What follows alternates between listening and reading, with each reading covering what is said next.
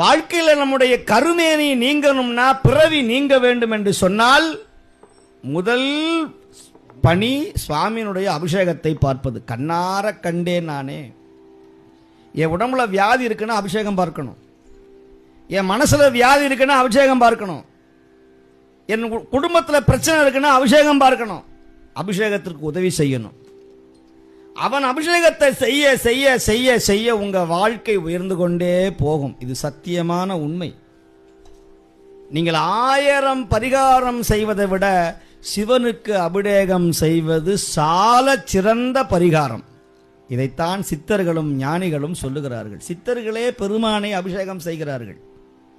சித்தர்களே பெருமானை அபிஷேகம் செய்கிறார்கள். அகத்தியர் முதல் கொண்டு ஏனைய சித்தர்கள் முதல் வரையிலும் எல்லா சித்தர்களும் சிவபெருமானை தன் கையினாலே வழிபாடு செய்கிறார்கள். இன்னும் சொல்ல போனால் சண்டேச நாயனார்